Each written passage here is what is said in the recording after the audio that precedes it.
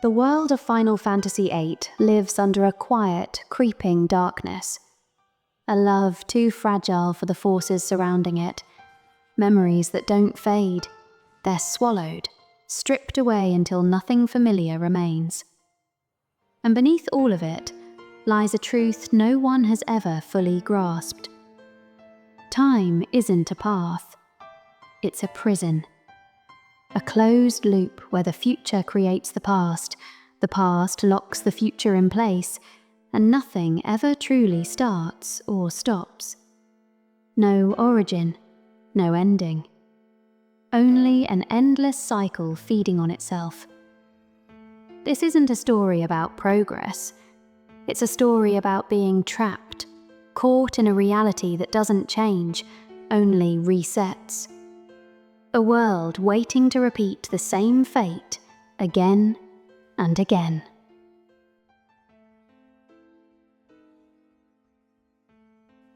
The cycle stretches far beyond the world Squall knows. In a distant era, long after history has burned and rebuilt itself, Ultimecia appears. Whatever her age once was, its cities, its beliefs, none of it remains. Only the aftermath. Outside her fortress, scattered in the sand, seed operatives. Not from Balaam Garden, not from this time. Soldiers born of a future that never stopped fighting her. Their presence says everything. The conflict didn't fade. It intensified. What Ultimecia represented in her own era is unknown. Was she feared, hunted, obeyed? The game offers no answers, but the world around her speaks loudly enough. She stands alone in a ruined age defined not by rule, but by pursuit, an era where the war against the sorceress became the only language left. Faced with that endless pressure, she turns to time compression, not simply to tower above history, but to collapse it. To fold every moment into a single point where nothing can chase her anymore. A place without past, without future, without hunters. Whether it was power, survival, or some tangled mixture of both, the result is the same. A final act meant to break the timeline itself. A strike against a fate she never chose, in a world that never let her be anything but its ending.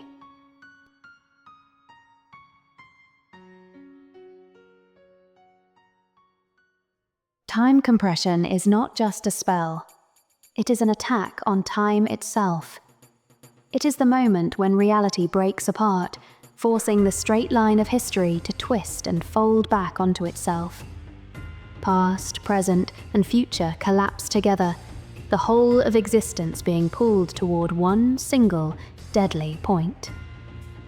Inside this collapse, something impossible happens. Ultimecia's desperate attempt to run becomes the exact moment she is caught. The destructive power she uses to wipe out her hunters becomes the only path that lets Squall and Seed break into her time and face her. Her final act of rebellion creates the exact process that leads to her defeat. It is a trap made of cause and effect, with no beginning, no first event, and no escape. It is the future demanding its own destruction.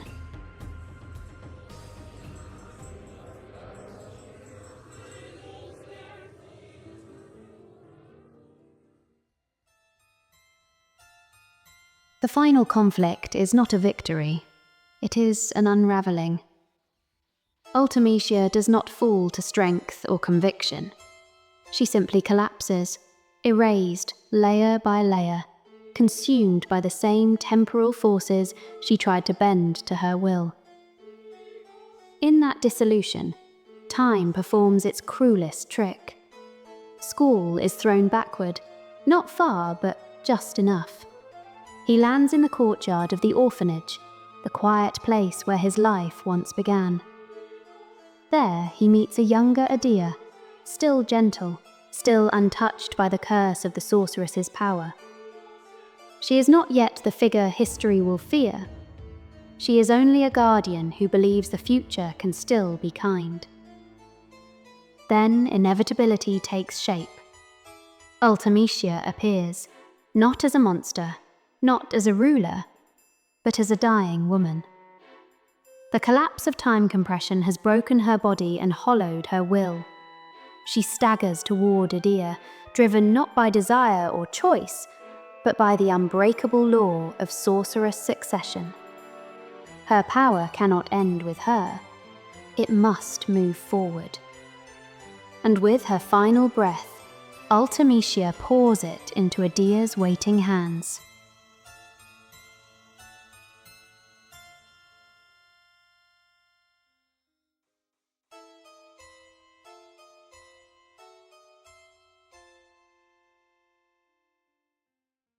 Here lies the paradox, the heart of the loop. As Squall tries to warn Edea, tries to explain what seed is, what garden is, what future awaits her, he unknowingly creates the very ideas he believes he is preventing. Edea listens. She believes him, and because she believes him, she ensures seed will exist. She ensures garden will rise. She ensures that children will be raised to fight the sorceress she has now become. Squall does not break fate. He seals it. His warnings become instructions. His fear becomes prophecy. His presence becomes the very structure of the world that shaped him. And Ultimecia's death completes the loop.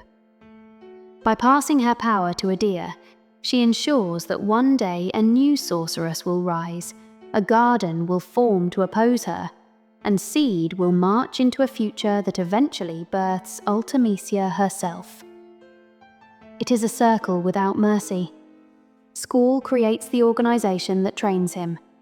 Edea becomes the sorceress because Ultimecia dies in front of her. Ultimecia exists because seed exists. Seed exists because Squall told Edea it must. Nothing begins. Nothing ends. Every cause is its own effect. This is the true shape of the time compression loop. A future that manufactures its own past. A past that guarantees its own future. And two souls, Squall and Ultimecia, trapped in the machinery of a story that cannot die.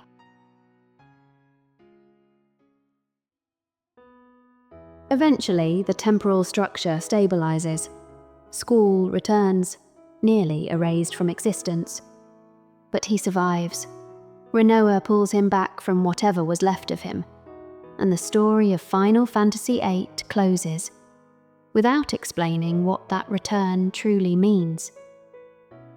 Was this the first time the cycle finally cracked? Or was it simply another perfect repetition? The next smooth rotation of a circle that has no beginning and no end? If time has always repeated, there is no way to recognize the exact moment anything actually changes. Maybe Squall broke the pattern. Maybe Ultimecia was never a villain, only the inevitable shape the timeline produces. Maybe the loop still turns in silence, waiting for the same forces to align again. The truth is left unresolved. It always was. And so we end with a final, unsettling question. Was this the end of the loop? Or only its next reset?